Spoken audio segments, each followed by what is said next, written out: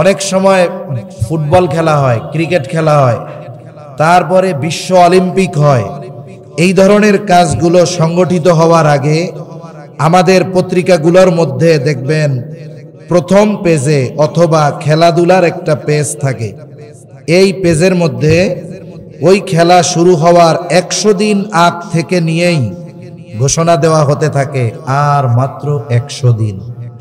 এর পরের দিন পত্রিকায় আসে কি আর মাত্র 99 দিন। এভাবে করতে করতে আর মাত্র 30 দিন, আর মাত্র 15 দিন, আর মাত্র 10 দিন, আর মাত্র 8 দিন বিশ্বকাপ ফুটবলের বাকি। সময় যত কাঁচায় প্রত্যেক বিল্ডিং এর ছাদের উপরে পতাকা দেখা যায়, ঠিক কিনা বলেন? সময় যত অগ্রসর হয় যে যেই দলের ভালোবাসে সেই দলের জার্সি কিনা গায়ে দেয়, যে যেই দলের প্লেয়ারকে ভালোবাসে ওই দলের প্লেয়ারের চুলের কাটিং দেয়, দেয় কি দেয় না? বোঝা যায় যে কিছু একটা কাছাকাছি সময় আসতেছে। সময় যত অগ্রসর হয়, কাছাকাছি আসে, ততে ওই ধরনের লোকগুলার মধ্যে ওই বিষয়টার কারণে অন্য ধরনের এক আগ্রহ বাড়তে থাকে।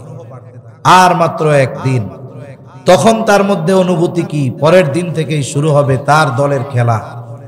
কত ধরনের প্রস্তুতি তার আগের থেকে নেওয়া সারা। টেলিভিশনের দোকানগুলোতে টেলিভিশন কেনার ভিড়, প্রত্যেক মোড়ে মোড়ে কোথায় পয়েন্ট ওই জায়গায় প্রজেক্টর লাগায় খেলা দেখাইতে হবে, এই প্রস্তুতি আছে না নাই? তাহলে এক গুনার কাজ সংগঠিত যেন ভালোভাবে করা যায়, এজন্য 6 মাস আগের থেকে প্রস্তুতি আমরা নেই। রোজার মাস গোটা বছরে একটা মাস, গোটা বছরের শ্রেষ্ঠ মাস হলো রমজান মাস। সবচাইতে সম্মানিত 4টি মাস, ঠিক আছে? ওই 4 মাসের মধ্যে রমজান নাই। কেন? বলে রমজান তো শ্রেষ্ঠ মাস, এই জন্য নাই, ঠিক কিনা বলেন? এই 4 মাস সম্মানিত মাস সব উম্মতের কাছে, আর আল্লাহ তাআলা স্পেশাল ভাবে এই উম্মতে মুহাম্মাদিকে দিয়েছেন রমজান মাস। এখন এই শ্রেষ্ঠ মাস আমরা যেন একেবারে যথাযথভাবে অতিবাহিত করতে পারি, এজন্য আগের থেকে প্রস্তুতি নেওয়ার দরকার আছে না নাই? আছে। এজন্য যখনই শাবান মাস পড়তো নবীজি তখন তারিখ গণনার কথা বলতেন, যে তোমরা শাবানের চাঁদ বা তারিখ গণনা করো। কেন? রমজানের প্রস্তুতির জন্য। কারণ প্রকৃত ইমানদার যে, খেলাপ্রেমী যে, সময় যত কাছায় তার মধ্যে তত উত্তেজনা আবেগ বাড়তে থাকে। প্রকৃত ইমানদার যখন তারিখ গণনা করতে থাকে, যখন রমজান মাস নিকটবর্তী হয়, তার মধ্যে অন্য ধরনের এক আবেগ, অনুভূতি, ইবাদতের মজা সে অনুভব করতে থাকে, ঠিক কিনা বলেন? আজকে কয় তারিখ ওলামায়ে কেরাম ছাড়া কে বলতে পারবেন? আলেম ছাড়া। আজকে শাবানের কয় তারিখ বলেন তো? আরে 4 তারিখ পার হয়ে গেছে। সূর্য ডুবার সাথে সাথে কয় তারিখ শুরু হয়েছে? 5 তারিখ। আরবিতে সূর্যাস্তের সাথে সাথে একটা তারিখ শেষ হয়। সূর্যাস্তের সাথে সাথে 1 তারিখ শেষ, সন্ধ্যায় নতুন আর 1 তারিখ শুরু হয়ে যায়। এজন্য সেই হিসাবে আজকে কয় তারিখ? আপনাদের হিসাবে আপনারা ঠিক আছেন, কারণ আমরা তো রাত 12টার হিসাব করি। ইংরেজি হিসাব করতে করতে অভ্যস্ত হয়ে গেছি। এখন থেকে আমরা প্রত্যেকেই হিসাব করব। আজকে সন্ধ্যার পর থেকে শুরু হয়েছে 5 তারিখ। আগামীকাল সূর্যাস্তের পরে মাগরিবের সময় আসব, তখন আমি হিসাব করব আজকে 6 তারিখ। এইভাবে আমি যদি গণনা করি, দেখবেন সময় যত কাছাবে আমার আপনার মধ্যে রমজানের আবেগ, রমজানের হাওয়া তত আমার আপনার গায়ে লাগবে, ঠিক কিনা বলেন? নবীজি সাল্লাল্লাহু আলাইহি ওয়াসাল্লাম এই শাবান মাসের আগমন ঘটলে আরেকটা কাজ বেশি বেশি করতেন। নবীজি সাল্লাল্লাহু আলাইহি ওয়াসাল্লামকে জিজ্ঞাসা করা হলো, ইয়া রাসূলুল্লাহ সাল্লাল্লাহু আলাইহি ওয়াসাল্লাম, রমজান মাস তো আলাদা বিষয়, বলে শাবান মাস ব্যতীত অন্য কোন মাসে আপনাকে এত বেশি রোজা রাখতে আমরা দেখি নাই। নবীজি সাল্লাল্লাহু আলাইহি ওয়াসাল্লাম বলেন, শাবান মাস হলো এমন একটি মাস যেটা রজব মাসের পরে, রমজান মাসের আগে। অধিকাংশ মানুষ এই মাসের ব্যাপারে উদাসীন, গাফেল। নবীজি সাল্লাল্লাহু আলাইহি ওয়াসাল্লাম বলেন, এই মাস হলো এমন একটি মাস যেই মাসে প্রত্যেক দিন বান্দার আমল আল্লাহর কাছে পেশ করা হয়। আমরা হাদিসের মধ্যে পড়েছি, নবীজি সাল্লাল্লাহু আলাইহি ওয়াসাল্লাম প্রতি সোম এবং বৃহস্পতিবার রোজা রাখতেন। নবীজি সাল্লাল্লাহু আলাইহি ওয়াসাল্লামকে জিজ্ঞাসা করা হলো, ইয়া রাসূলুল্লাহ সাল্লাল্লাহু আলাইহি ওয়াসাল্লাম, এই 2 দিন রোজা রাখার কারণটা কি? নবীজি সাল্লাল্লাহু আলাইহি ওয়াসাল্লাম বলেন, সোমবার রোজা রাখার কারণ হলো এই দিন আল্লাহ তাআলা আমাকে দুনিয়ায় পাঠিয়েছেন। আর বৃহস্পতিবার রোজা রাখার কারণ হলো এই দিন বান্দার আমল আল্লাহ তাআলার কাছে পেশ করা হয়। এই যে সোমবার আমাকে আল্লাহ তাআলা দুনিয়াতে পাঠিয়েছেন, এই জন্য সোমবার রোজা রাখি। আর বৃহস্পতিবার আল্লাহর কাছে বান্দার আমল পেশ করা হয়, এই জন্য রোজা রাখি। কারণ আমি চাই আমার আমল এমত অবস্থায় আল্লাহর কাছে পেশ করা হোক যে আমি থাকি রোজাদার। কিন্তু শাবান মাসের ব্যাপারে নবীজি বলেন, এই দিন সোম আর বৃহস্পতি আর অন্য কোনো বার নাই। শাবান মাসের প্রত্যেক দিন বান্দার আমল পেশ করা হয় কার কাছে? নবীজি সাল্লাল্লাহু আলাইহি ওয়াসাল্লাম বলেন, আমি এটা পছন্দ করি যে আমার আমল আল্লাহ তাআলার কাছে পেশ করা হবে আর আমি থাকবো রোজাদার।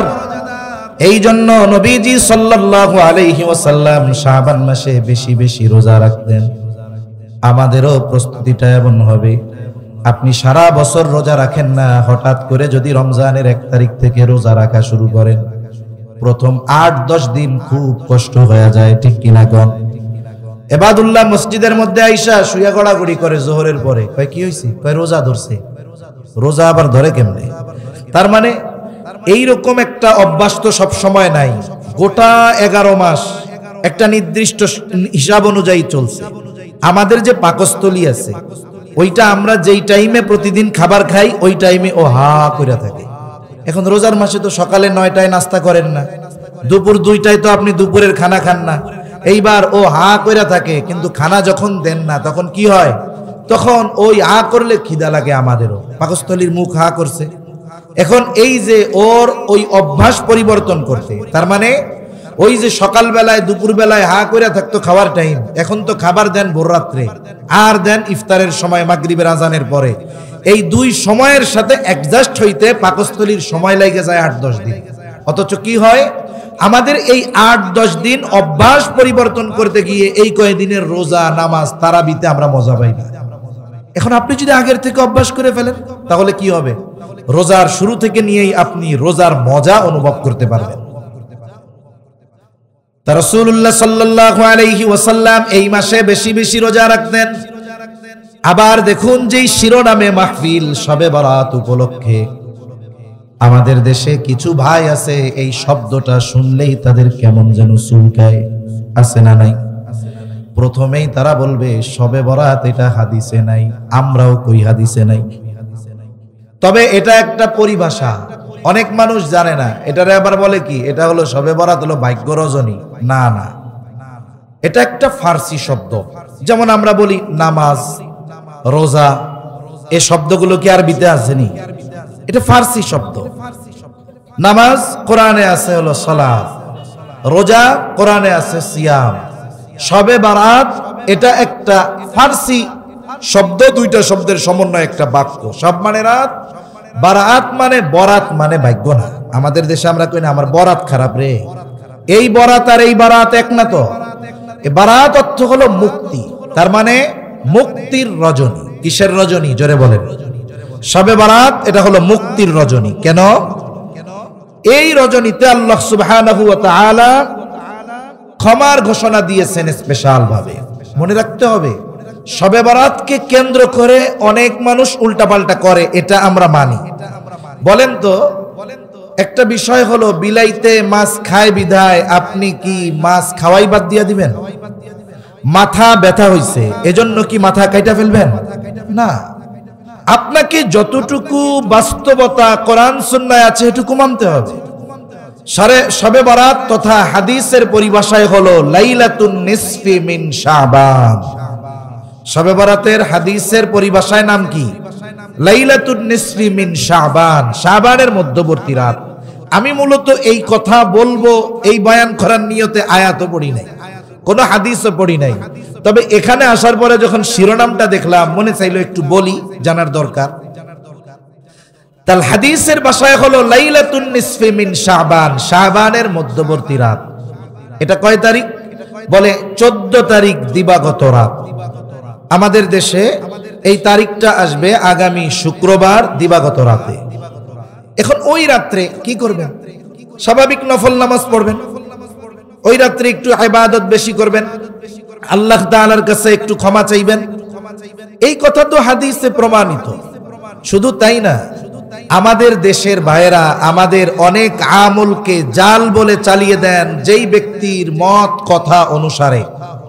নাসিরউদ্দিন আলবানী রাহমাতুল্লাহি আলাইহি, ওনার সিলসিলাতু একটা কিতাব আছে হাদিসের আহাদিসুস সহিহা, এই কিতাবের মধ্যে উনি শবে বরাতের যে ফজিলত এটা স্বীকার করেছে। শবে বরাতের ফজিলতের কথা কমপক্ষে 8 জন সাহাবী থেকে সহিহ সনদে আসছে। এই রাতের ফজিলতের কথা আছে। এখন আসেন এই রাতে ইবাদত করবেন, আল্লাহর কাছে ক্ষমা চাইবেন, অসুবিধা নেই। তবে যারা রুটি বানায় বা অন্যান্য কিছু করতে গিয়ে ইবাদত বঞ্চিত হয়, এটা করা ঠিক না। এটা না করে আপনি যদি এই রাতটা ইবাদতে বেশি কাটাতে পারেন এটা ভালো। আর যদি কেউ ওই কাজটাকে ইবাদত মনে না করে, আমাদের গ্রাম অঞ্চলে অনেক মানুষ এখনো আছে, রজব মাস শেষের দিকে উনরা তো বোঝে না, জিজ্ঞাসা করে রুটির চাঁদ উঠছে নি, রুটির চাঁদ নাম দিছে। এটাও ঠিক না, এটা তো ঠিক না। এখন কেউ যদি ফজিলত মনে করে ইবাদত মনে করে রুটি টুটি বানায় তাইলে তো সমস্যা আছে। কিন্তু এই ধরনের কাজগুলো যদি বাদ দেন, শবে বরাত যে ফজিলতময় এক রাত, লাইলাতুন নিসফি মিন শাবান, শাবানের মধ্যবর্তী এই রাতটা যে ক্ষমার রাত, আল্লাহ তাআলার কাছ থেকে মাফ পাওয়ার রাত, এ ব্যাপারে কোনো সন্দেহ আছে? কোনো সন্দেহ। আপনি কিছু মানুষ উল্টাপাল্টা কাজ করবে, এটাকে কেন্দ্র করে কেন আপনি এইটার ফজিলতকে অস্বীকার করবেন? এটা তো হাদিস অস্বীকারীদের নামান্তর, ঠিক কিনা বলেন? এজন্য যেই জিনিসটা যেই জায়গায় আছে সেটাকে মেনে নিতে সমস্যা কোথায়? তাহলে হাদিসের পরিভাষায় এটার নাম কি? বলে লাইলাতুন নিসফি মিন শাবান। এমনি ফার্সি ভাষায় কি বলে? বলে শবে বরাত। আমরাও বলি হাদিসে শবে বরাত নাই, আছে লাইলাতুন নিসফি মিন শাবান। এই রাত্রের ফজিলতের কথা সহিহ হাদিস দ্বারা প্রমাণিত। এরপরে আসেন পরের দিন রোজা রাখার কথা আছে। প্রথম বিষয়, পরের দিন কয় তারিখ হবে? 15 তারিখ। হাদিসের মধ্যে আসছে নবীজি সাল্লাল্লাহু আলাইহি ওয়াসাল্লাম সপ্তাহে 2 দিন রোজা রাখতেন, সোম আর বৃহস্পতি। আর এক হাদিসের মধ্যে আসছে আবু হুরায়রা রাদিয়াল্লাহু তাআলা আনহু সহ অনেক সাহাবীর থেকে এই ধরনের বর্ণনা আসছে, নবীজি সাল্লাল্লাহু আলাইহি ওয়াসাল্লাম প্রত্যেক চন্দ্র তারিখের 13, 14, 15 রোজা রাখতেন, আইয়াম বীজের রোজা। এখন দেখেন, আপনি বাদ দেন শবে বরাতের পরের দিন রোজা রাখার যেই হাদিসের কথা, ওনারা বলতেছে জয়ীফ, মাইনা নিলাম। কিন্তু বলেন তো, প্রতি চন্দ্র মাসের 13, 14, 15 এই 3 দিন রোজা রাখার হাদিস অবশ্যই সহিহ। তাহলে আপনি যদি ওই যে বিড়ালে মাছ খাইছে এই চিন্তা করে যদি মাছ রে নিজের উপরে হারাম বানায় নেন, তাইলে তো সেই ইহুদিদের মতো কাজ হবে। ইহুদিরা অনেক আল্লাহ প্রদত্ত নেয়ামত নিজেরা নিজেদের উপরে জোর করে হারাম বানাইতো। তা 15 তারিখ রোজা রাখা তো হাদিস থেকে প্রমাণিত, আপনি ওইটা বাদ দেন, ওই হাদিস বাদ দেন। বুঝলাম আপনি মানবেন না, কিন্তু 15 তারিখ রোজা রাখা এটা তো হাদিসের সহিহ হাদিস দ্বারা প্রমাণিত আছে, ঠিক কিনা বলেন? এখন শবে বরাতের উপরে রাগ হইয়া আপনি পরের দিন রোজা রাখা যদি বাদ দেন, এটা কি ঠিক হবে? আপনি এমনি আমল করেন, ওইটার বর্ণনা দুর্বল মানলাম, কিন্তু 13, 14, 15 হাদিস এটা তো সবল। তার মানে আপনি রোজা রাখেন, এর দ্বারা কি হলো? শবে বরাতের নিয়তেও রাখার দরকার নাই, আইয়াম বীজের নিয়তে হইলেও আপনি রাখেন। এখন মূল কথা হলো যেটা, কিছু ভাই এই সময়গুলোতে আসলে খালি সাধারণ মানুষের মধ্যে ওয়াসওয়াসা ঢুকায়া দেয়, এজন্যই দুঃখ লাগে বেশি। অথচ এই বিষয়গুলো একটা সমাধানকৃত বিষয়, হাজার হাজার বছর ধরে সমাধান হয়ে আসছে। এই সমাধান করা বিষয়গুলোকে নিয়ে শুধু শুধু উস্কাইয়া দেওয়ার কি দরকার? এরপরে কি হবে? এরপরে যখন রোজা আসবে, সাদাকাতুল ফিতির নিয়ে এক ফিতনা বাঁধাবে। এরপরে আসবে, এরপরে তাকবীর 6টা না 12টা, এটা নিয়ে এক ফিতনা বাঁধাবে। এরপরে আস্তে আস্তে কোরবানি আসবে, এরপরে বাঁধাবে কোরবানির সাথে আকিকা দেওয়া জায়েজ না না জায়েজ, এগুলা নিয়ে বাঁধাবে। আরে ভাই, মানুষ তো নামাজই পড়তেছে না, মসজিদেই আসতেছে না। যদি হিসাব করা হয় দেখা যাবে এদেশে যত মুসলিম আছে যাদের উপরে নামাজ ফরজ আছে, এই নামাজ ফরজ যাদের উপরে, এদের মধ্য থেকে 10% মানুষ 5 ওয়াক্ত নামাজ পড়ে না। আপনি মানুষকে মসজিদের দিকে আনেন, মানুষকে নামাজের দিকে আনেন, এরপরে আপনি অন্য কিছু বুঝাইয়েন। কিন্তু আপনি যদি নামাজ পড়াই শুরু করে না, ওরে যদি জোরে আমিনা রাস্তায় আমিন নিয়ে লাগায় দেন, তাইলে তো মানুষ মসজিদমুখী হবে না। এজন্য আল্লাহ তাআলা সকলকে সহি বুঝদান করেন, বলি আমিন। এই ব্যাপারে আমাদের স্থান হবে কেমন?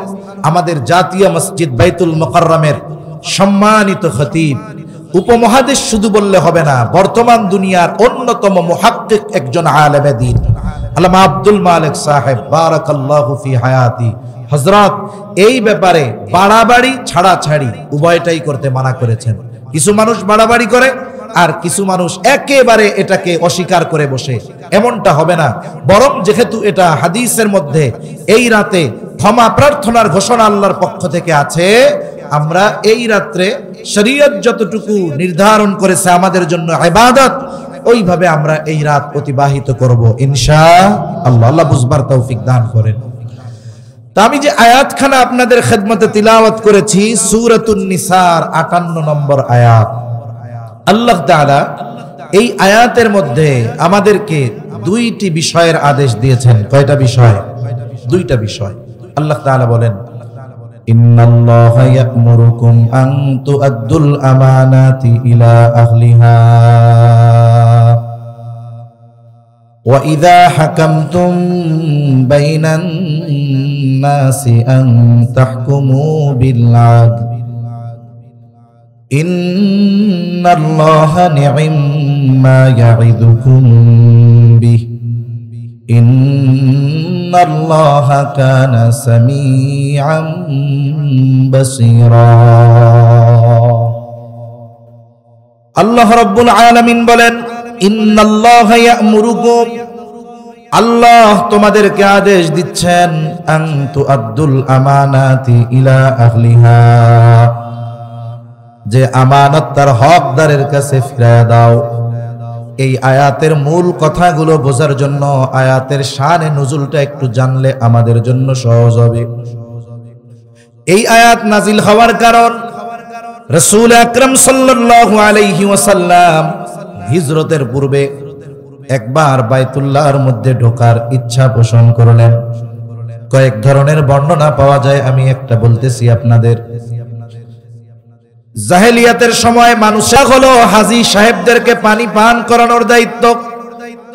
জাহেলিয়াতের সময় হিজরতের পূর্বে হাজী সাহেবদের পানি পান করানোর দায়িত্ব ছিল রাসূল আকরাম সাল্লাল্লাহু আলাইহি ওয়াসাল্লামের চাচা হযরত আব্বাস রাদিয়াল্লাহু তাআলা আনহুর হাতে।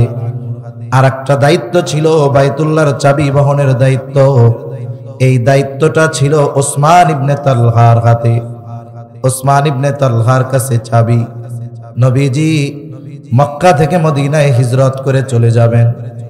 নবীজি সাল্লাল্লাহু আলাইহি ওয়াসাল্লাম হিজরতের পূর্বে একদিন ওসমান ইবনে তালহার কাছে চাবি চাইলেন। কাবা, এই কাবার দরজা প্রত্যেক সোম এবং বৃহস্পতিবার খুলে দেওয়া হতো, মানুষেরা ভিতরে যাইত। অন্যান্য সময় যদি কারো যাওয়ার ইচ্ছা হতো তাহলে ওসমান ইবনে তালহার কাছ থেকে চাবি নিয়ে ঢুকতো। নবীজি সাল্লাল্লাহু আলাইহি ওয়াসাল্লাম ওসমান ইবনে তালহার কাছে চাবি চাইলেন যে, ওসমান, আমি একটু বাইতুল্লাহর ভেতরে যাইতে চাই, আমারে তুমি চাবিটা দাও। ওসমান ইবনে তালহা তখনও তো কাফের, আর মক্কা জীবনে আমার আপনার নবী সহ সাহাবায়ে কেরামের উপরে মক্কার কাফেরেরা কেমন আচরণ করতো এটা আপনাদের সকলের জানা। নবীজি চাবি চাইল, ওসমান ইবনে তালহা আমার আপনার নবীজিকে চাবি দিল না, বরং উল্টা তিরস্কার করতে লাগলো। হযরত আলী রাদিয়াল্লাহু তাআলা আনহু ওসমান ইবনে তালহার কাছ থেকে চাবি কেড়ে নিলেন, নবীজির জন্য বাইতুল্লাহর দরজা খুলে দিলেন। নবীজি তখন বলতেছিলেন, ওসমান, আজকে আমি তোমার কাছে চাবি চাইলাম, তুমি আমারে চাবি দিলা না। অচিরেই এমন একটা দিন আসবে যেই দিন এই চাবি আমার হাতে থাকবে, আর ওই দিন এই চাবি বহনের দায়িত্ব আমি যার হাতে খুশি তার হাতে তুলে দিব। ওই সময় পর্যন্ত মনে হচ্ছিল যে বাইতুল্লাহর চাবি নবীর হাতে যাবে, এটা তো অসম্ভব। পারিপার্শ্বিক পরিস্থিতি অবস্থা এটা বলতেছিল না। যেমন আজকের এই পরিবেশ আমরা 7 মাস আগেও চিন্তা করি নাই, ঠিক না? 7 মাস আগেও অনেক কিছু চিন্তা করি নাই, এখন তার বাস্তবতা দেখতেছি। ওসমান ইবনে তালহা নবীজির এই কথার পরে বলল, এই চাবি যদি কোনোদিন আপনার হাতে যায়, সেই দিন কুরাইশ বংশের আর মান সম্মান থাকবে না। নবীজি বললেন, না ওসমান, যেই দিন এই চাবি আমার হাতে আসবে সেই দিন কুরাইশদের সম্মান আরো বেড়ে যাবে। নবীজি এই কথা বলছে, যদিও ওসমান ইবনে তালহা কাফের, কিন্তু আমার আপনার নবীর ব্যাপারে জানে যে গোটা হায়াতে মুহাম্মদ কোনদিন একটা মিথ্যা কথা বলে নাই। ওসমান ইবনে তালহা ৫ম হিজরিতে হুদাইবিয়ার সন্ধির পরে ইসলাম গ্রহণ করেছেন। ওসমান ইবনে তালহা বলে, যদিও ওই সময় পর্যন্ত মনে হচ্ছিল এটা অসম্ভব, কিন্তু এই কথা যিনি বলেছেন তিনি হলেন মুহাম্মাদুর রাসূলুল্লাহ। এই কথাটা আমার দিলের সাথে গেঁথে গেছে। আমার কেমন যেন মনে হচ্ছিল এটা বাস্তবে পরিণত হয়েও যেতে পারে। বেশি সময় লাগে নাই, মক্কা বিজয় হলো। নবীজির হাতে বাইতুল্লাহর চাবি। কাবার চত্বরে নবীজি বসা। আব্বাস রাদিয়াল্লাহু তাআলা আনহু বলেন, যেহেতু হাজী সাহেবদের পানি পান করানোর দায়িত্ব আমাদের, এখন থেকে বাইতুল্লাহর চাবি বহনের দায়িত্ব আমাদের। ওসমান ইবনে তালহা তখন কিন্তু ইমানদার, কিন্তু এখন চাবি কি করা যায় আলোচনা চলতেছে। এই টাইমে তো আর ওসমান ইবনে তালহার ওই জায়গা থাকতে লজ্জা লাগতেছে। অতীতের কথা মনে পড়ে যাচ্ছে, হায় রে, আমি একদিন চাবি দিছিলাম না, ঢুকতেও দিছিলাম না। উনি বলছিল চাবি একদিন আমার হাতে থাকবে, এটাই তো তার সেই বাস্তবতা। আজকে তো নবী যার হাতে খুশি তার হাতে চাবি দিবে, আর আমারে যে দিবে না এ ব্যাপারে কোনো সন্দেহ নাই। এই জন্য উনি পাশে চলে গেছে। নবীজি সাল্লাল্লাহু আলাইহি ওয়াসাল্লামের কাছে চাচারা বলতেছে, আমার কাছে দিয়া দেন, আমরাই এই চাবি বহনের দায়িত্ব নেই। আল্লাহ তাআলা এই সময় এই আয়াত নাজিল করলেন। আল্লাহ তাআলা বলেন, ইন্নাল্লাহা ইয়া'মুরুকুম আন তুআদ্দুল আমানাতি ইলা আহলিহা। আল্লাহ তাআলার মূল নির্দেশটা হলো এইখানে যে এই চাবি বহনের দায়িত্ব, এটাকে আল্লাহ তাআলা আমানত বলে অভিহিত করেছেন এই আয়াতে। সাথে সাথে এই চাবি বহনের দায়িত্ব আল্লাহ তাআলা ওসমান ইবনে তালহার হাতে ফিরাইয়া দেওয়ার আদেশ দিলেন। এখানে প্রথম বিষয় দেখুন, একটা মানুষ যদি কোনো কারণে আমার আপনার উপরে অত্যাচার করে বা আমার সাথে খারাপ আচরণ করে, মনে রাখবেন প্রকৃত বীর ওই ব্যক্তি নয় যে রাগ উঠলেই ধুমধাম মাইরা দেয়, বরং নবীজি সাল্লাল্লাহু আলাইহি ওয়াসাল্লাম বলেন, প্রকৃত বীর হলো সে যে ক্রোধের সময় নিজেকে নিয়ন্ত্রণ রাখতে পারে।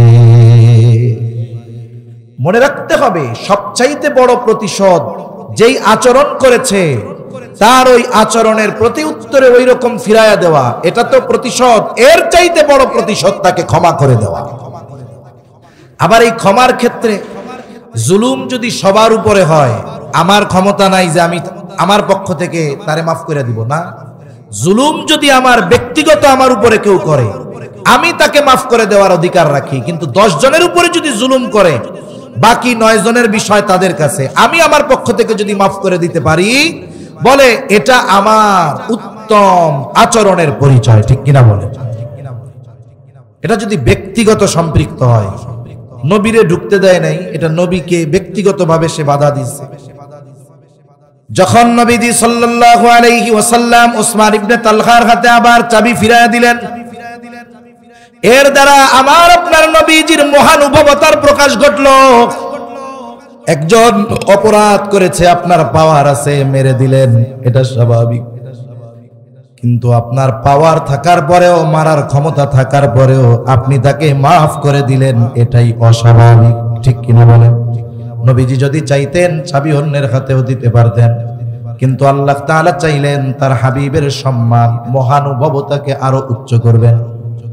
এবার নবীজি সাল্লাল্লাহু আলাইহি ওয়াসাল্লাম ওসমান ইবনে তালহার হাতে চাবি তুলে দিয়ে বললেন, ওসমান, এই চাবি শুধু তোমার হাতে নয়, কিয়ামত পর্যন্ত এই চাবি বহনের দায়িত্ব তোমার বংশের উপরেই থাকবে। সুবহানাল্লাহ। এবার আসেন আয়াতের মধ্যে যাই। অনেকগুলো গুরুত্বপূর্ণ বিষয় আছে, আমরা দুইটা জিনিস খেয়াল রাখি। এক নাম্বার, আল্লাহ তাআলা এই আয়াতে আমানত দ্বারা দায়িত্বকে বুঝিয়েছেন। সাথে সাথে এই আয়াতে আল্লাহ তাআলা আমানত শব্দটাকে বহু বচন ব্যবহার করেছেন।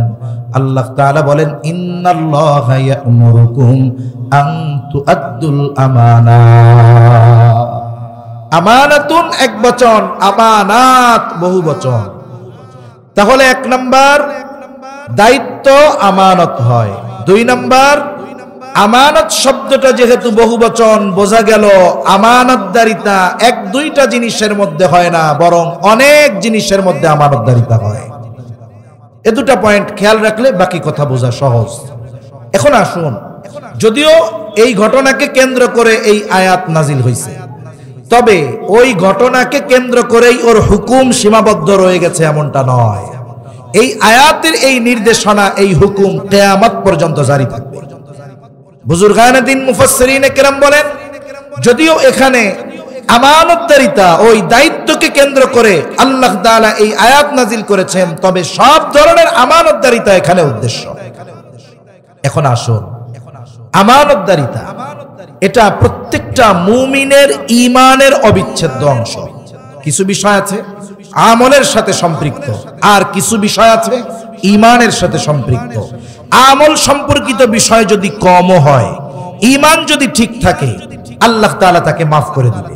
কিন্তু যদি ঈমান সম্পৃক্ত বিষয়ের মধ্যে ত্রুটি বিচ্যুতি থেকে যায়, তাহলে তার আমল নষ্ট হয়ে যাওয়ার সম্ভাবনা রয়েছে। এজন্য নবীজি সাল্লাল্লাহু আলাইহি ওয়াসাল্লাম বলেন, আখলিস দীনাকা ইয়াকফিকাল আমালুল কলিল। নবীজি সাল্লাল্লাহু আলাইহি ওয়াসাল্লাম বলেন, তোমার ঈমান খাঁটি করো, অল্প আমল নাজাতের জন্য যথেষ্ট হয়ে যাবে। আমরা মুমিন, আমরা যদি আমাদের ঈমানকে পরিপূর্ণ খাঁটি করতে চাই, যেই গুণাবলীগুলো আমাদের অর্জন করা দরকার, তার মধ্যে অন্যতম গুণ হলো আমানতদারিতা।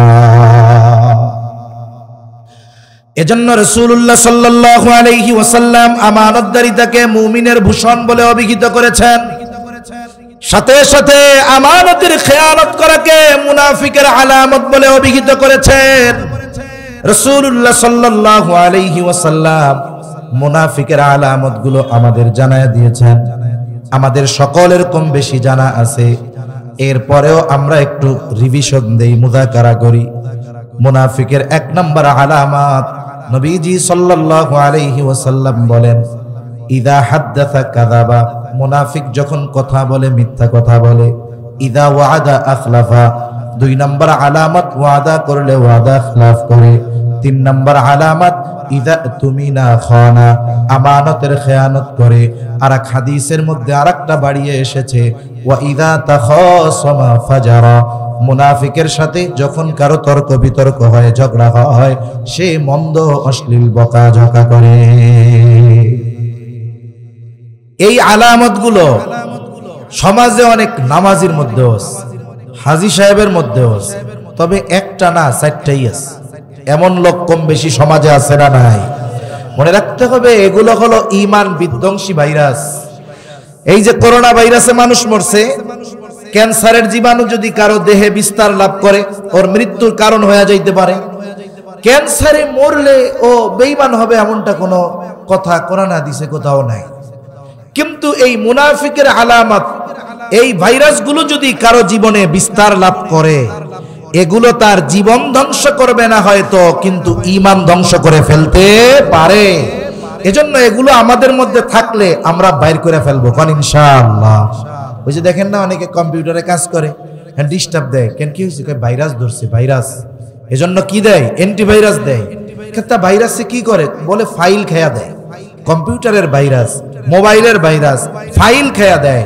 আর মুনাফিকের আলামত, এই ভাইরাস মুমিনের ঈমান খেয়া দেয়। এর মধ্যে একটা হলো ইদা তুমিনা খানা, আমানতের খেয়ানত করা। এটাও মুনাফিকের অন্যতম এক আলামত। নবীজি সাল্লাল্লাহু আলাইহি ওয়াসাল্লাম আমাদেরকে সুন্দরভাবে মুনাফিকের আলামতগুলো জানিয়ে দিয়েছেন। আর মুনাফিক এটা তো কাফেরের চাইতেও জঘন্য। এজন্য আল্লাহ তাআলা বলেন, ইন্নাল মুনাফিকিনা ফিদ দারকিল আসফালি মিনান নার ওয়া লান তাজিদা লাহুম নাসীরা। মুনাফিকের স্থান হবে জাহান্নামের একেবারে তলদেশে, তার জন্য কোনো সাহায্যকারী নাই।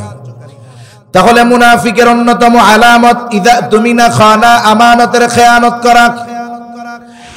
আর মুমিনের ঈমানের অবিচ্ছেদ্য অংশ হলো আমানতের হেফাজত করা।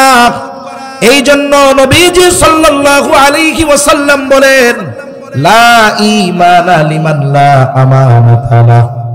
নবীজি সাল্লাল্লাহু আলাইহি ওয়াসাল্লাম বলেন, যার মধ্যে আমানতদারিতা নাই তার ঈমান নাই। যার মধ্যে আমানতদারিতা নাই তার কি নাই? জোরে বলেন না, ঈমান নাই। তাহলে আমরা যারা আছি ঈমানদার, যারা শুনতেছি, সকলেই একটু খেয়াল করেন যে আমানতদারিতা এমন একটা গুণ যেটা ঈমানের সাথে সম্পৃক্ত। নবীজিও বলতেছেন আমানতদারিতা যার নাই তার ঈমান নাই। তাহলে বলুন তো, আমরা যদি আমাদের ঈমানকে কামেল করতে চাই, ঈমানকে যদি মজবুত করতে চাই, আমানতদারিতার গুণ অর্জন করার দরকার আছে না নাই? এই আয়াতে আল্লাহ তাআলা আমানতদারিতার কথা বলছেন। যদিও এখানে উদ্দেশ্য ছিল দায়িত্ব, কিন্তু আবার আমানাত শব্দটা বহুবচন উল্লেখ করার মাধ্যমে আল্লাহ জানিয়ে দিলেন যে দায়িত্বটাই শুধু আমানত এমনটা নয়, আরো বহু জিনিসের মধ্যে আমানতদারিতা রয়েছে। এক মজলিসে এক সময় সব বিষয়গুলো এক সময় বলা অসম্ভব, কারণ আজকের মাহফিলের মধ্যমণি তো আমাদের সুলতানুল ওয়াইজিন। কি বলেন? ইনশাআল্লাহ আমি বেশি সময় কষ্ট দিব না, যেহেতু আমি হযরতের সাথেই আসতে পারছি, সৌভাগ্যের বিষয়। হযরতের সাথে আসছি, হযরত চলে আসছেন, বিশ্রাম নিচ্ছেন। অনেক প্রোগ্রামে তো দেখা যায় ব্যস্ততা এত বেশি যে হযরত একেবারে মুখোমুখি সময় নিয়ে আসেন। তা বরিশালের এই মানুষগুলো বড় সৌভাগ্যবান যে হযরত এশার নামাজের একটু পরপরই চলে আসছেন। তার মানে যেহেতু বিশ্রাম টিশ্রাম নিয়ে কথা বলবেন, সেহেতু আশা করা যায় প্রাণবন্ততার সাথে আজকে আলোচনা করবেন ইনশাআল্লাহ। সাথে সাথে মির্জা নুরুর রহমান বেগ সাহেব মোহাব্বতের মানুষ হযরতের, এজন্যই তো বছরের পর বছর হযরতের মোহাব্বতে সুলতানুল ওয়াইজিন আল্লামা খালেদ সাইফুল্লাহ আইয়ুবী হাফিজাহুল্লাহ আপনাদের কাছে আসেন। একটা বিষয় হলো কি, মোহাব্বত যদি একতরফা হয় এতদিন আসার কথা না। তার মানে হযরতকে উনিও যেমন, আপনারাও যেমন মোহাব্বত করেন, উনিও বরিশালবাসীকে মোহাব্বত করে বিদায় দীর্ঘ টাইম এত বছর ধরে আসতে থাকেন। আমি তো এক জায়গায় 2 বছর পর পর গেলে আমার তৃতীয়বার আর যাইতে মন চায় না। কেন চায় না আমি জানি না, কিন্তু হযরত আসতেছেন দীর্ঘ সময় ধরে। আল্লাহ তাআলা আপনাদের আমাদের এই মোহাব্বত কবুল করুক, বলি আমিন। সেজন্য অনেকে চিন্তা করতেছে এখনো হযরত আসছে কি আসছে না আল্লাহই জানে। হযরত চলে আসছে, যত সময় আলোচনায় আসবে ইনশাআল্লাহ। যেহেতু শহর কেন্দ্রিক প্রোগ্রাম, স্বাভাবিক শহরের মানুষ ব্যস্ত, দোকানদার কাজবাজ সাইরা মোটামুটি 10টা, 10:30, 11:30 বাজায় দেয়। এজন্য গ্রাম অঞ্চল হলে বা অন্যান্য উপশহর হলে, শহরের পাশে হলে হযরত 10টায় উঠে যাইতেন। কিন্তু যেহেতু মানুষের ব্যস্ততা, এত আগে যদি উঠে আবার দেখা যাবে মানুষ বলবে যে হুজুর একটু পরে দিলেন না কেন, শহরে তো কামকাজ সেরা আসা লাগবে। এজন্য হযরত আসতে আসতে যতটুকু কথা বলা যায় আমি আপনাদের নিয়ে একটু মুজাকারা করব ইনশাআল্লাহ। তাহলে আমানতদারিতা এক জিনিসের মধ্যে না, বহু জিনিসের মধ্যে। 1 নাম্বার, কয়েকটা বিষয় আমরা জানি। 1 নাম্বার, আমানতদারিতা হয় লেনদেনের মধ্যে, আদান প্রদানের মধ্যে। আমানতদারিতা লেনদেন আদান প্রদানের মধ্যে আছে, কিন্তু আফসোসের বিষয় অনেকে এই সহজ বিষয়টা নিয়েও সতর্ক থাকে না। আমানত যে লেনদেনের মধ্যে, এটা কম বেশি সবাই জানে। একজন আমার কাছে কোনো কিছু আমানত রেখেছে, বলে যিনি আমানত রেখেছেন তিনি যদি ভুলেও যান, তার ওই আমানতের বস্তু তার কাছে ফিরিয়ে দেওয়ার দায়িত্ব আল্লাহ তাআলা আমাকে দিয়েছে। একজনেরটা আমার কাছে আছে, কিন্তু তার মনে নাই না থাক, তাতে কি? দায়িত্ব হলো আমি নিজ দায়িত্বে তার হক তার কাছে পৌঁছায়া দিব। এটা আমানতের বস্তু হোক আর স্বাভাবিক যে কোনো জামানত হোক বা হক সম্পৃক্ত যে কোনো কিছু হোক, সেটা আমানত হতে পারে, সেটা স্বাভাবিক হক হতে পারে, এমনি টাকা পয়সা জমা হতে পারে, ধন সম্পদ হতে পারে, জমি জাতি হতে পারে, দোকানে ক্রয় বিক্রয়ের সময় টাকা পয়সার লেনদেন হতে পারে। যেমন ব্যবসায়ী ভাইরা তো অনেক আছে। এখানে আমার আগে বরিশালের কৃতি সন্তান আব্দুল্লাহ মাহমুদি হাফিজাউল্লাহ একটা হাদিস বলতেছিলেন যে সত্যবাদী আমানতদার ব্যবসায়ী নবী, রাসূল, শহীদ, সিদ্দিক, নেককার বান্দাদের সাথে অবস্থান করবে। এই লেনদেনের মধ্যে তো আমানতদারিতা আছে। তার মানে দেখুন, কোন দোকানদার 1 নম্বর পণ্যের দাম নিয়ে যদি 2 নম্বর মাল দেয়, নিশ্চয়ই সে খেয়ানতকারী, ঠিক কিনা বলেন? সাথে সাথে সে ধোঁকাবাজ, আর অনেকগুলো পাপের মধ্যে হবে, 3 নম্বর হক নষ্টকারী। এজন্য ব্যবসায়ী ভাইরা, এত সহজ একটা হাদিস যে সত্যবাদী আমানতদার ব্যবসায়ী নবীর সাথে থাকবে, সিদ্দিকদের সাথে থাকবে, শহীদদের সাথে থাকবে, নেককার বান্দাদের সাথে থাকবে। ব্যবসা কইরা এই ফ্যাসিলিটি পাওয়া যাবে, তাহলে বুঝতে হবে এই ব্যবসা আমানতদারিতার সাথে করতে হবে, ঠিক কিনা বলেন? বেশি নিয়ে কম দেওয়া যাবে না, 2 নম্বরটার দাম নিয়ে 3 নম্বরটা দেওয়া যাবে না, 1 নম্বরটার দাম নিয়ে 2 নম্বরটা দেওয়া যাবে না। এগুলো যেই ব্যবসায়ী করবে সেই ব্যবসায়ী খেয়ানতকারী, ঠিক কিনা বলেন? এভাবে প্রত্যেকটা ক্ষেত্রে লেনদেনের মধ্যে আমাদেরকে আমানতদার হতে হবে। প্রত্যেকটা ক্ষেত্রে আমানতদারিতা লেনদেনের মধ্যে এই বিষয়টা নিয়ে লম্বা কথা আমি বলবো না, কম বেশি আমাদের সবার জানা আছে। কমপক্ষে এতটুকু চিন্তা আমি আপনি আপনার মাথায় রাখবো, এই দুনিয়া ছেড়ে আমাদের চলে যেতেই হবে। আমার একটু আমল কম হয় হোক, কিন্তু এমনটা যেন না হয় কিয়ামতের দিন কোন বান্দা আল্লাহর সামনে আমার ব্যাপারে অভিযোগ দাঁড় করায় দেয় যে আল্লাহ, দুনিয়ায় এই ব্যক্তি আমার হক নষ্ট করেছিল। এই জন্য রাসূলুল্লাহ সাল্লাল্লাহু আলাইহি ওয়াসাল্লাম ওফাতের বেশ কয়েকদিন আগে সাহাবায়ে কেরামকে একত্রিত করে বলেছিলেন, তোমরা যদি আমার কাছে কেউ কোনো কিছু পাওনা থাকো চেয়ে নাও। কারণ কি? কারণ নবীজি এটা পছন্দ করতেন না কেউ কারো ওনার কাছে কেউ কোনো কিছু পাওনা থাকবে আর এই অবস্থায় তিনি আল্লাহ তাআলার সাথে মিলিত হবে। আমরাও এই জিনিসটা আমাদের জন্য বেছে নিব যে এই দুনিয়া থেকে যাওয়ার সময় কোন মানুষ যেন আমার কাছে কোনো কিছু পাওনা না থাকে। দেখুন হাদিসের মধ্যে আসছে, নবীজি সাল্লাল্লাহু আলাইহি ওয়াসাল্লাম বলেন, ওই দিন আসার আগে তোমরা সতর্ক হয়ে যাও, যেই দিন আল্লাহ তাআলা বাদী বিবাদীর মধ্যে ফয়সালা করে দিবেন, কিয়ামতের দিন। নবীজি সাল্লাল্লাহু আলাইহি ওয়াসাল্লাম বলেন, দুনিয়াতে কেউ যদি অন্যায়ভাবে কাউকে কথার মাধ্যমেও একটা কষ্ট দিয়ে থাকো, ক্ষমা চেয়ে নাও। কেন? বলেন আল্লাহ তাআলা কিয়ামতের দিন এই আচরণের বিষয়টাকেও আল্লাহ তাআলা বিচার করবে। এজন্য আমি আপনি যদি আচরণের দ্বারাও কাউরে কষ্ট দিয়া থাকি, আমাদের মাপ চেয়ে নেওয়া দরকার, যেন কিয়ামতে সেই কথা না বলতে পারে, আল্লাহ দুনিয়ায় আমার সাথে সে আমার এই আচরণগত হক নষ্ট করেছিল, এটা যেন না করি। কারণ কি? রাসূলুল্লাহ সাল্লাল্লাহু আলাইহি ওয়াসাল্লাম বলেন, কিয়ামতের দিন সবচাইতে নিঃস্ব হবে ওই ব্যক্তি যার নামাজ, রোজা, হজ, যাকাত, ইবাদতের অভাব নাই, কিন্তু সে দুনিয়ায় মানুষের হক নষ্ট করছে। এই বান্দার হক নষ্ট করে নেওয়ালা ব্যক্তি কিয়ামতের দিন সবচাইতে নিঃস্ব হবে। এজন্য অর্থ সম্পদ এগুলার ব্যাপারে তো নাই, বরং আচরণের মাধ্যমেও যেন আমার উপরে আমি যেন কারো হক নষ্ট না করি, এ ব্যাপারে সচেষ্ট থাকবো ইনশাআল্লাহ। তাহলে প্রথমে বলতেছিলাম লেনদেন সংক্রান্ত বিষয়। আমার কাছে যদি কেউ কোনো হক পাওনা থাকে আমি দিয়ে দিব। ব্যবসার ক্ষেত্রে কেমন হবে?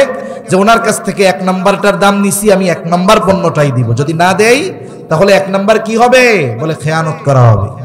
2 নাম্বার ধোঁকা দেওয়া হবে। নবীজি বলেন, মান গাশশানা ফালাইসা মিন্না, যে আমাদের ধোঁকা দেয় সে আমাদের দলভুক্ত নয়। 3 নাম্বার কি হবে? বলে বান্দার হক নষ্ট করা হবে। এই যে বড় বড় অন্যায়গুলো হয়, এই অন্যায়গুলো থেকে যদি ব্যবসায়ী ব্যবসা করতে পারে তাহলে আমানতদার ব্যবসায়ী, সত্যবাদী ব্যবসায়ী, সাথে সাথে নবী, শহীদ, সিদ্দিক, নেককার বান্দাদের সাথে সে অবস্থান করতে পারবে। তাহলে 1 নাম্বার আমানতদারিতা হয় লেনদেনের মধ্যে, আমরা লেনদেন সংক্রান্ত বিষয়ে আমানতদার হব। 2 নাম্বার কথাও হয় আমানত। নবীজি সাল্লাল্লাহু আলাইহি ওয়াসাল্লাম বলেন, ইযা হাদাসার রাজুলু সুম্মা ইলতাফাতা ফাহিয়া আমানাতুন।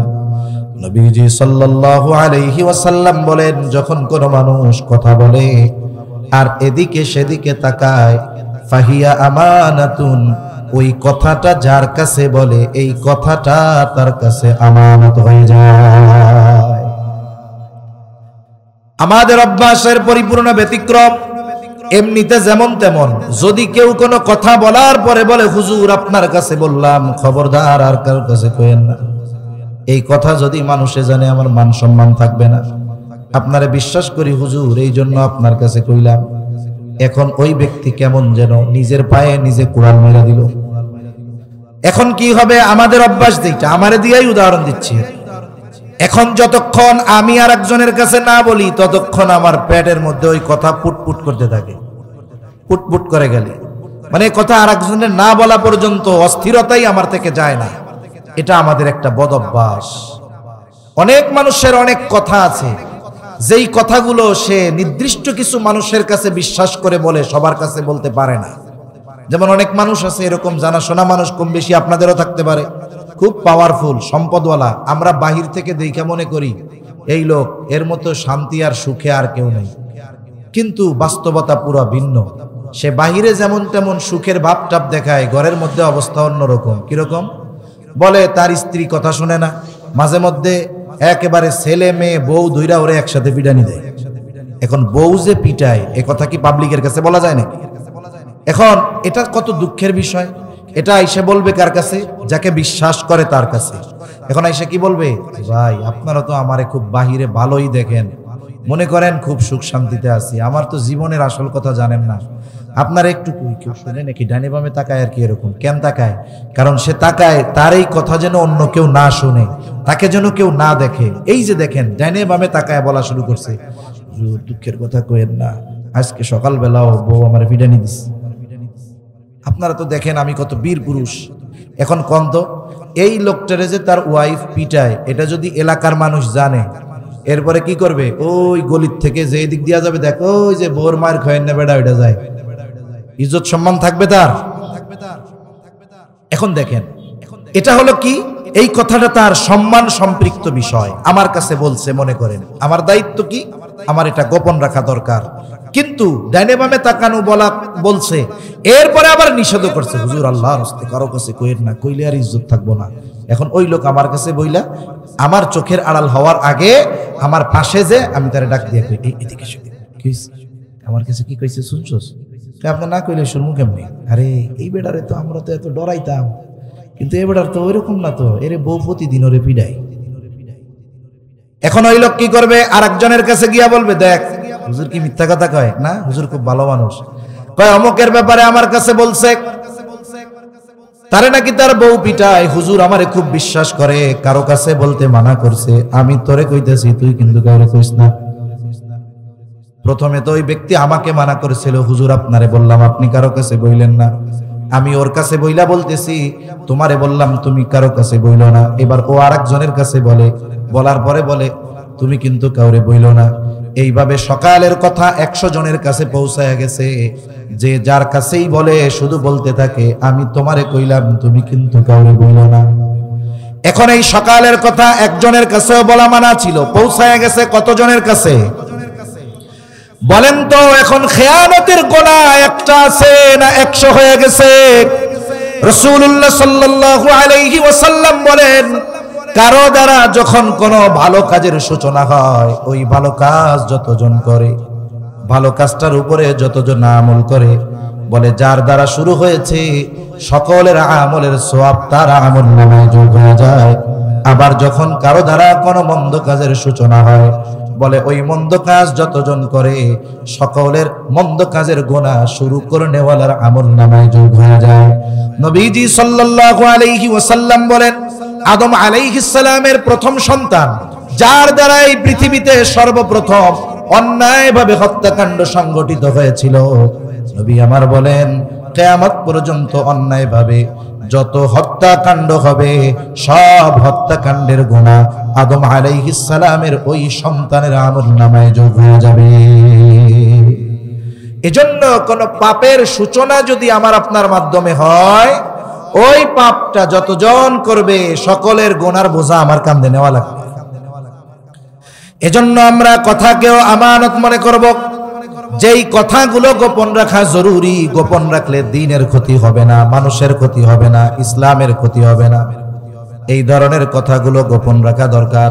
কিন্তু কিছু বিষয় বলার পর এটার দ্বারা যদি মানুষের জানমালের ক্ষতি হয়, রাষ্ট্রের ক্ষতি হয়, ইসলামের ক্ষতি হয়, এই ধরনের কথাগুলো গোপন না রেখে বলে দেওয়াটাই জরুরি। 3 নাম্বার বলে দায়িত্ব আমানত। এই আয়াতে মূলত দায়িত্বকে আমানত বলে অভিহিত করা হয়েছে। এখন তো এমন এক জামানা, এই জামানায় মানুষ দায়িত্বকে আমানত মনে করে না, বরং এই জামানায় মানুষ দায়িত্বকে গনিমত মনে করে। এমন এক জামানা ছিল যেই জামানায় মানুষকে জোর করে দায়িত্ব দেওয়া যাইত না। আর এখন তো এমন এক জামানা, মানুষ আরেকজনকে হত্যা কইরা হইলেও দায়িত্ব নেয়। ঠিক কিনা বলেন? টাকা দিয়ে দায়িত্ব কিনে, ঘুষ দিয়া দায়িত্ব কিনে, অস্ত্র দিয়ে প্রভাব খাটায় দায়িত্ব নিতে চায়। বুঝতে হবে তারা এই দায়িত্বকে আমানত মনে করে না, বরং আখের গোছানোর মাধ্যম মনে করে। ঠিক কিনা কম? আমি নির্দিষ্ট কোনো ব্যক্তি, দল, কারো কথা বলতেছি না। আমাদের পাশের অঞ্চলে একটা সময় ছিল নির্দিষ্ট দলের নির্দিষ্ট মার্কায় চেয়ারম্যান নির্বাচন হইতো। ঠিক না? কিছুকাল আগেও কমপক্ষে ইউনিয়ন পরিষদ নির্বাচনে ব্যক্তি বাছাই করার সুযোগ ছিল, কিন্তু যখন নির্দিষ্ট দলীয় মার্কায় নির্বাচন হয় তখন আর ব্যক্তি বাছাই করার সুযোগ থাকে না, তখন এটা মার্কার উপর দিয়েও চলে যায়। এজন্য আগে এক সময় শান্তিপূর্ণভাবে ইউপির নির্বাচনগুলা হইতো, কিন্তু যখনই দলীয় মার্কায় গেছে ওইটাও মোটামুটি মানে রাতের ভোট শুরু হয়ে গেছে। ওই জায়গায় আগের থেকেই ব্যালট ভরা হয়ে গেছে। এখন কিন্তু ওই দলেরই 15 জন ওই মার্কা চায়। বলেন তো, বাজারে যদি পণ্য একটা, কাস্টমার 15 জন, ওইটা তো ভাঙ্গাচুরা হইলেও দাম বেড়ে যাবে। ঠিক কিনা বলেন? এই যে করোনা আসার আগে কত ফার্মেসির মধ্যে একেবারে এক কোনায় মাস্ক পড়া থাকতো, ওটা কেউ কিনতই না, আর ওইটা দোকানদার রাখা লসের কারণ মনে করত। কিন্তু যখন শুরু হয়েছে করোনা, টেলিভিশনে, খবরে, মোবাইলে কেউরে ফোন দিলে খালি মাস্কের ওয়াজ দেয়, খালি মাস্ক লাগান, বারবার হাত ধন, আর 3 ফিট দূরত্ব রেখে বসেন। এখন এই মাস্কের ওয়াজ যেই দিছে, এক একটা সার্জিক্যাল মাস্ক ওই সময় কেনা পড়তো 50 পয়সা। দোকানদার এই খবর পাইয়া এক একটা বেচা শুরু করছে 50 টাকা। তার মানে কি এখন এটার চাহিদা আছে, এরকম অবস্থা। এখন মার্কা একটা, একই দলের ক্যান্ডিডেট মার্কা চায় 15 জন। এখন কি হবে? নিলামে উঠবে। নিলামে ওঠে না? এরকম নিলামে ওঠে। আমার এক নিলামের গল্প মনে পড়ছে, আপনাকে একটু কই। আমার এক ওস্তাদ আছে, এখন এই হুজুর এমনি খুব মানে আউট নলেজ খুব ভালো, এমনি চালাকও আবার অনেক। এখন উনি বাজারে গেছে, প্রত্যেক অঞ্চলে গ্রামের বাজারগুলোর মধ্যে যখন ভালো মাছ উঠে দেখবেন কিছু সুদখোর আছে, ঘুষখোর আছে, লুঙ্গি পাছার দিক দিয়ে খানিক উপরে উঠাইয়া মাছ কত রে এমন এক দাম কইয়া বাদায় রাখবে, অন্য কাউরে আর কিনতে দিবে না। এরকম আল্লাহর বান্দা আছে না? এখন মনে করেন হুজুরের বাড়িতে আসবে মেহমান, এখন দেশি কিছু মাছ, ওই জিয়াল মাছ, দেশি কই মাছ, পুঁটি মাছ, তারপরে বাইন মাছ, এগুলো দেশি মাছ, খুব মজা, বিলের মাছ। এখন উঠছে ঈদের সময়, এগুলার চাহিদা তো বেশি। ঈদের সময় আবার সবাই যায় বাড়ি, এমনি সময়ও চাহিদা, ওই সময় চাহিদা আরো বেশি। এখন একজন লোক দামাদামি করতে গিয়া এমন এক জায়গায় বাঁধায় রাখছে, উনি আর দাম ছাড়েও না, অন্য কাউরা বলতেও পারে না, কারণ রফা দফা না হইলে তো আর এই জায়গায় প্রস্তাব দেওয়া যাবে না। বিয়ের ক্ষেত্রেও এরকম, একজনের সাথে যখন আর একজনের কথাবার্তা চলতেছে, ওই জায়গায় হুট করে যায় প্রস্তাব দেওয়া আল্লাহ রাসূল নিষেধ করছে। আগে একজনের সাথে দফা রফা হোক। এখন উনি কেনেও না, ছাড়েও। তা দামাদামি করতে গেছে, আমার হুজুর দেখা উনিও এটার দাম বলতেছে। এখন যখন কথা বলছে এলাকার মানুষ, হেডা মলা, ওই মিয়া হুজুর দেখেন না দাম কইতাছি, আপনি বাধায় রাখছেন কেন? হয়তো নেন, নাহলে ছেড়ে দেন, আমরা দাম বলে ওর সাথে নিয়ে যাই। কয় টাকা আছে কিনবেন? কয় টাকা আছে আপনার? হুজুরের সাথে দিছে লাগাইয়া। হুজুরে ও চালাক, কয় যা হয় আল্লাহ রাখছে কপালে। এবার মাছ উঠে গেছে নিলামে। হুজুর বলতেছে 700-800 টাকার মাছ হবে। উনি কয় কত টাকা আছে আপনার? হুজুরকে আমি 1000 টাকা দিব। 1000? আমি 1200 টাকা দিব। হুজুর কয় আমি 1300 দিব, উনি কয় আমি 2000 দিব, কইতে কইতে 6-7 হাজার টাকা দাম উঠছে। হুজুর কয় আর বাড়ানো যাবে না, কইলে নিয়ে নেন। এখন মানুষ জমে গেছে না, এখন তো ইজ্জত পাংচার হয়ে যাবে, এটা নিতেই হবে, না নিলে উপায় আছে? 800 টাকার মাছ 6 না 7 হাজার টাকা দিয়ে কিনছে, কেনার পরে ওই বেটা চলে গেছে, কয় হুজুর খারান মাছ আরো আছে, আপনার কেনা লাগবে না, হাদিয়া দিতেছি নিয়ে যান। এজন্য মার্কা যখন একটা, লোক যখন 15 জন, এইবার তো নিলামে ওটা শুরু হয়ে গেছে। উনার ব্যাপারে আমি জানছি, আমি চিনি তো লোকটারে, 3 কোটি টাকার উপরে ঘুষ দিছে শুধু মার্কা নেওয়ার জন্য। কয় কোটি? জোরে বলেন না, কয় কোটি?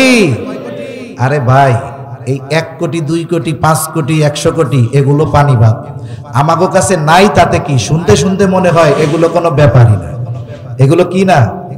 যে দেশ থেকে বলে 1 লক্ষ কোটি টাকা এক কোম্পানি দুর্নীতি করে সাইজ করে দেয়, সে দেশে 1 2 4 5 কোটি টাকা কোনো টাকা হইল?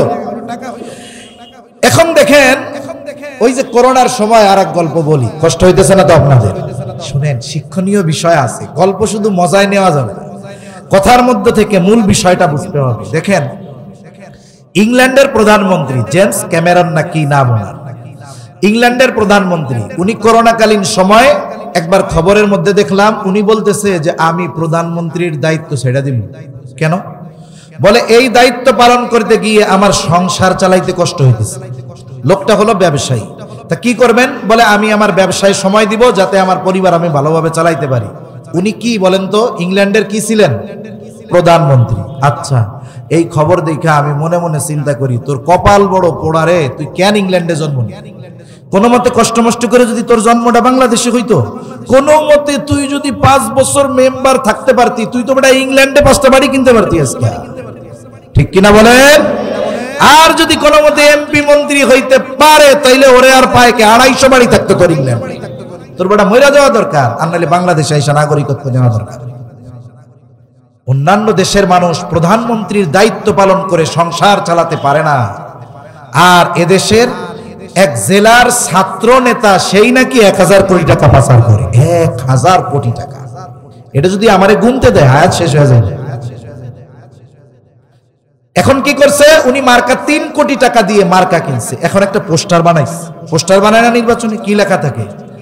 আসন্ন এত নং ইউনিয়ন পরিষদ নির্বাচনে চেয়ারম্যান পদপ্রার্থী হিসাবে অমুক ভাইকে তমুক মার্কায় ভোট দিয়ে অত্র ইউনিয়নের জনগণের সেবা করার সুযোগ দিন। ওনারা যদি জিজ্ঞাসা করেন ভাই চেয়ারম্যান কেন হবেন? বলে জনগণের সেবা করতে চাই।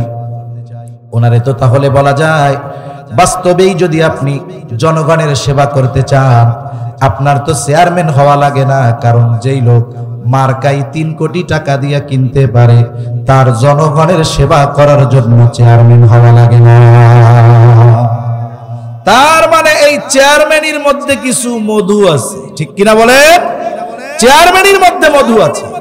এদেশে দেখেন, যখনই এদেশের মানুষ যেখানেই হোক মুসিবতে পতিত হয়, এই যে সম্প্রতি সময় বড় বন্যা গেছে, নোয়াখালী, ফেনী, কুমিল্লা, আলহামদুলিল্লাহ বড় বড় অনেক সংগঠন মানবতার সেবায় কাজ করছে। আমাদের আজকের মাহফিলের প্রধান অতিথি যিনি আল্লামা খালেদ সাইফুল্লাহ আইয়ুবী সাহেব, হযরতের একটা সামাজিক সংগঠনও আছে, ইমদাদুল আবেদিন ফাউন্ডেশন। আমরা এই ফাউন্ডেশনের তত্ত্বাবধানে বেশ কয়েকবার, আমি নিজে গেছি 2 বার, হযরতও বেশ কয়েকবার গেছে, আমরা প্রত্যন্ত অঞ্চলে মানুষের কাছে সেবা সামগ্রী পৌঁছানোর সর্বোচ্চ প্রচেষ্টা করেছি। অন্যান্যদেরটা হাইলাইট হলেও হযরতেরটার বিষয় ছিল একটু অন্যরকম, যে একেবারে খুঁজে খুঁজে খুঁজে খুঁজে গিয়ে গিয়ে আমরা মানুষের কাছে পৌঁছিয়ে পৌঁছিয়ে ওগুলো আমরা দিয়েছি। কারণ হযরতের মুহিব্বিন অনেক, তারা হযরতকে সঠিক তথ্য দিতে পেরেছে বিধায় প্রকৃত হকদারদের কাছে আমরা পৌঁছাইতে পেরেছি। আমাদের একটা কাফেলা এক নৌকা ত্রাণ নিয়ে গেছে, বলে 3 ঘন্টা নৌকা চালানো লাগছে ওর মধ্যে, এরপরে ওই এলাকায় গেছে। আমরা শুরুর দিকে যাই নাই, গেছি মাঝামাঝি সময়ের দিকে। ওই সময় ওই জায়গায় যাওয়ার পরে যেই ভাইরা গেছে তারা বলতেছে যে হুজুর, এই যে এতদিন পার হয়ে গেল, প্রায় 2 সপ্তাহ অধিক হয়ে গেছে, কেউ আমাদের কাছে এই পর্যন্ত আসে নাই, আপনারাই প্রথম আসছেন। তা একটা জিনিস দেখেন, মানুষ যদি মানুষের সেবা করতে চায় চেয়ারম্যান হওয়া লাগে? মেম্বার হওয়া লাগে? আল্লাহ যদি এবিলিটি দেয় এটা দ্বারা সম্ভব, কিন্তু দায়িত্ব কেন নিতে চায়? কারণ দায়িত্বের মধ্যে মজা আছে, ঠিক কিনা বলেন? ইমাম আজম আবু হানিফা রাহমাতুল্লাহি আলাইহি খলিফা মনসুর ইমাম আবু হানিফা রাহমাতুল্লাহি আলাইহিকে প্রধান বিচারকের দায়িত্ব নেওয়ার জন্য বললেন। ইমাম আবু হানিফা রাহমাতুল্লাহি আলাইহি এই প্রস্তাব ফিরিয়ে দিলেন যে না, আমি দায়িত্ব নিতে পারবো না। খলিফা সবার সামনে এত বড় প্রস্তাব দিয়েছে যে প্রধান বিচারকের দায়িত্ব নিতে হবে। মানুষ তো বড় বড় পদ চায়। আমার দেশ একটা পত্রিকা আছে, ওই পত্রিকায় একটা খবর একদিন দেখতেছিলাম, হাইকোর্টের 4 জন অথবা 5 জন বিচারকের ছবি দেওয়া। শিরোনাম হলো প্রত্যেকটা বিচারকের পদোন্নতি হয়েছে অবিচার করার মাধ্যমে। হিসাব ছিল কি, সুবিচার করলে পদোন্নতি হবে, আর প্রত্যেকটা অবিচার কইরা পদোন্নতি পেয়েছে। কি কইরা পদোন্নতি পেয়েছে? অবিচার করে পদোন্নতি পেয়েছে।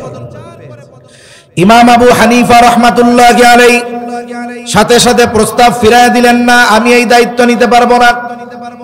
খলিফা প্রচন্ড রাগান্বিত হলেন, তার হাতে চাবুক দিয়ে ইমাম আবু হানিফার গায়ে একটা বাড়ি মেরে দিল।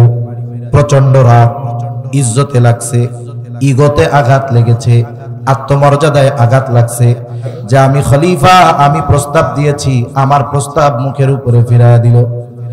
খলিফা মনসুর রাজপ্রাসাদে ফিরে গেলেন। খলিফা মনসুরের চাচা বলে, মনসুর, কাজটা তুমি ভালো করো নাই, ইমাম আবু হানিফার গায়ে আঘাত করেছো, তুমি তার কাছে ক্ষমা চাও।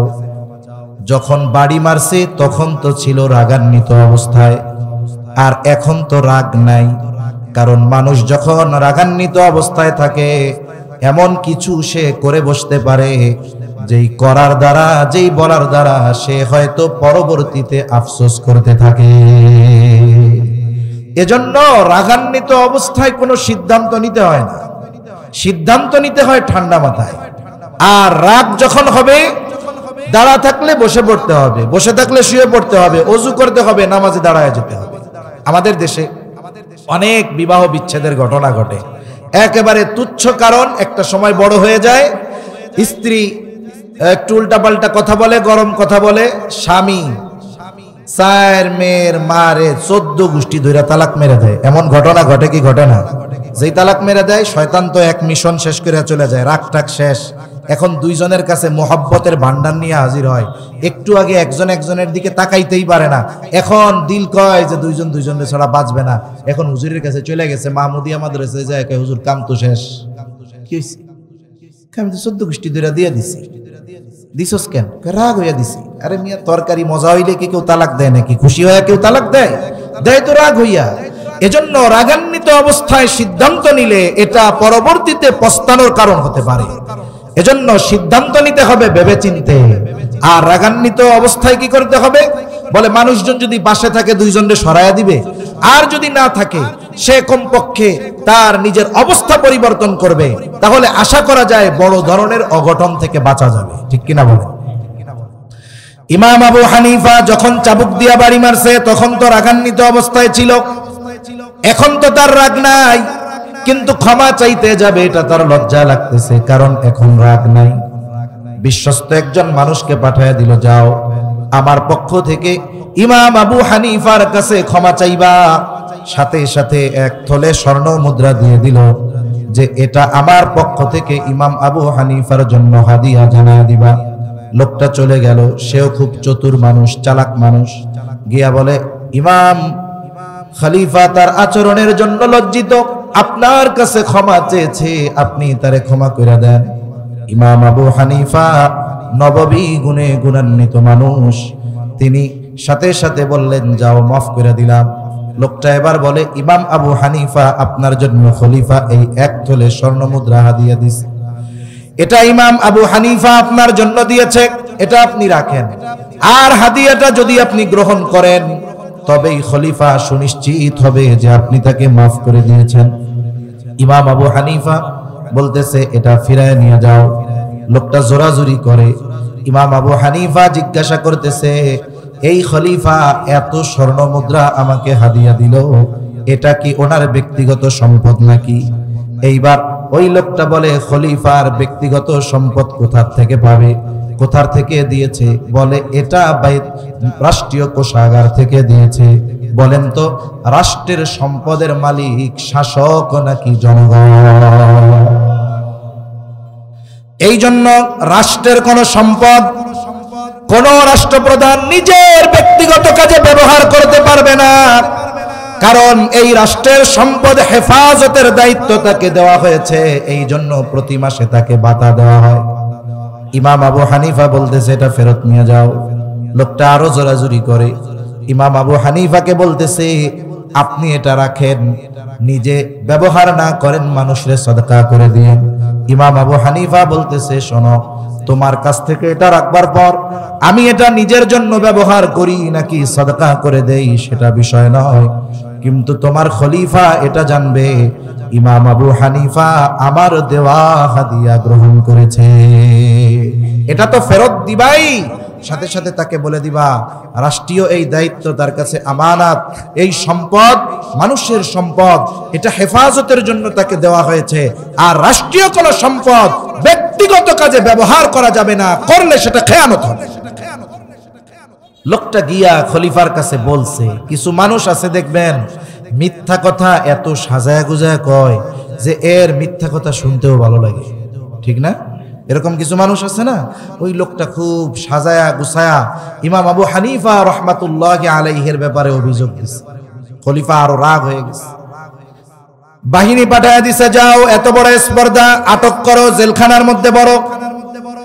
ইমাম আবু হানিফাকে জেলখানার মধ্যে বড় হলো, প্রতিদিন চাবুক দিয়ে আঘাত করা হতো আর বলা হতো প্রধান বিচারকের দায়িত্ব নেন, ছেড়ে দেওয়া হবে। ইমাম আবু হানিফা জুলুম সহ্য করেছেন, তবুও তিনি প্রধান বিচারকের দায়িত্ব নেন নাই। ঐতিহাসিকদের থেকে দুইটা মত পাওয়া যায়। একটা হলো ইমাম আবু হানিফা রহমাতুল্লাহি আলাইহিকে জেলখানার মধ্যেই খাবারের সাথে বিষ প্রয়োগ করে শহীদ করে দেওয়া হলো।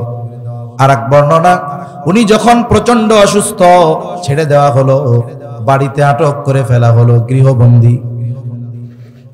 ইমাম আবু হানিফা রহমাতুল্লাহি আলাইহির শাগরেদরা জিজ্ঞাসা করে, যেই দায়িত্ব নেওয়ার জন্য আপনার উপরে এত জুলুম, এত অত্যাচার, এই দায়িত্ব গ্রহণে যত যোগ্যতা দরকার, যত ইলম দরকার, সব কিছু আল্লাহ তাআলা আপনাকে দিয়েছেন।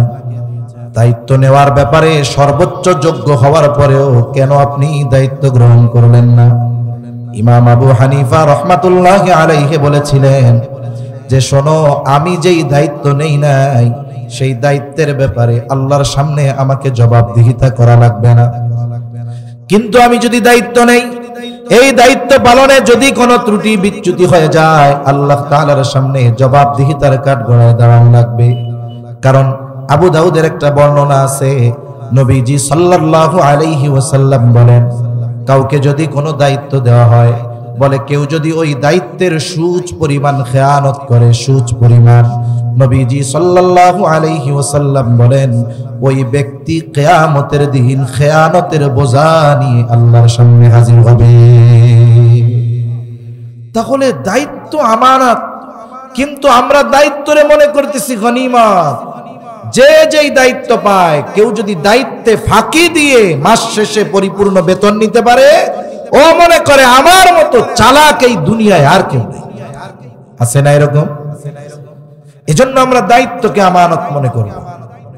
সময়টা আমানত, দায়িত্ব আমানত, সময়টাও আমানত।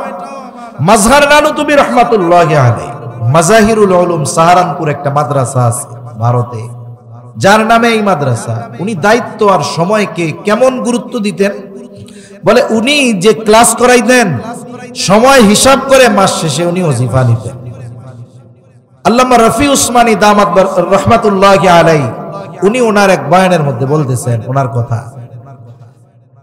মাজহার নানুতুবি রহমাতুল্লাহি আলাইহি ক্লাস করাইতেন, সময় হিসাব করে মাস শেষে ওজিফা নিতেন। দায়িত্বের ব্যাপারে, সময়ের ব্যাপারে তারা কতটা সচেতন ছিল। একদিন এক ক্লাসের মধ্যে এক ব্যক্তি আসছে, এখন ওনার সাথে ব্যক্তিগতভাবে কথা বলা দরকার, জরুরি বিষয়। উনি এইবার ওই ব্যক্তির সাথে কথা বললেন। এরপরে নোটের মধ্যে সময় হিসাব করে লিখে রাখছে, অমুক দিন অমুক ক্লাসে এই কয় মিনিট আমি আমার নিজের ব্যক্তিগত কাজে ব্যবহার করেছি, নিজের কাজে ব্যয় করেছি। মাস শেষে যখন ওনার হাতে বেতন দেওয়া হলো, ওজিফা দেওয়া হলো, ওই পরিমাণ সময়ের হিসাব করে উনি অর্থ ফিরাইয়া দিলেন। জিজ্ঞাসা করা হয়, হযরত এটা কি বেশি গেছে নাকি? বলে না। তাহলে কি হয়েছে? বলে অমুক দিন অমুক ক্লাসে এই কয় মিনিট আমি আমার ব্যক্তিগত কাজে ব্যয় করেছিলাম। যেহেতু ওই সময় আমি দায়িত্ব পালন করি নাই, আর ওই সময়টা নিজের কাজে ব্যবহার করেছি, এজন্য এটা আমার জন্য নেওয়া ঠিক হবে না, এই জন্য ফিরাইয়া দিলাম। এই ধরনের মানুষ নিকট অতীতে অতিবাহিত হয়ে গেছে। এই জন্য আমাদের দায়িত্ব সরকারি হোক আর বেসরকারি হোক, আমরা যথাযথভাবে আমাদের দায়িত্ব পালন করব এবং দায়িত্বের ক্ষেত্রে আমরা সর্বোচ্চ আমানতদার হব ইনশাআল্লাহ। তাহলে বলতেছিলাম, লেনদেনের মধ্যে আমানত, কথা আমানত, দায়িত্ব আমানত, সময়টাও কিন্তু আমানত। শরীয়তের সকল বিধিবিধান আমানত। আল্লাহ রাব্বুল আলামিন বলেন, ইন্না আরাদনাল আমানাতা আলাস সামাওয়াতি ওয়াল আরদি ওয়াল জিবাল ফাআবাইনা আন ইয়াহমিলনাহা ওয়া আশফাকনা মিনহা ওয়া হামালাহাল ইনসান। আল্লাহ তাআলা বলেন, আমি এই আমানত আসমানের কাছে, জমিনের কাছে, পর্বতের কাছে পেশ করলাম। তারা এই আমানত বহনে অস্বীকৃতি জ্ঞাপন করলো, প্রচন্ড ভীত সন্ত্রস্ত হয়ে গেল। ওয়া হামালাহাল ইনসান, মানুষ এই আমানত বহন করলো। আল্লামা রফি উসমানী রাহমাতুল্লাহি আলাইহি বলতেছেন, বলে কি সেই আমানত? বলে সেই আমানত হলো কোরআন। বলেন সেই আমানত হলো শরীয়তের বিধিবিধান। হযরত বলেন, শরীয়তের যত আদেশ নিষেধ আছে এগুলো সব আমাদের উপরে আমানত।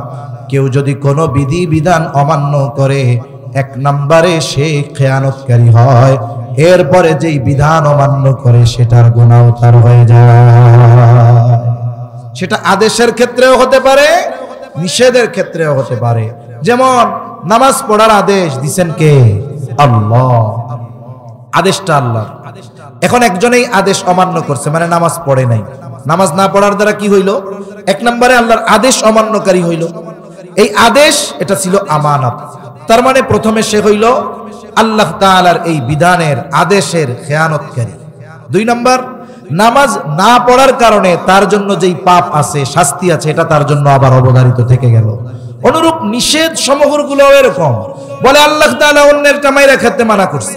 এখন কেউ যদি অন্যের হক মেরে খায়, বলে এই নিষেধ অমান্য করলো, এই নিষেধটা ছিল আমানত, এটার খেয়ানতকারী হইল।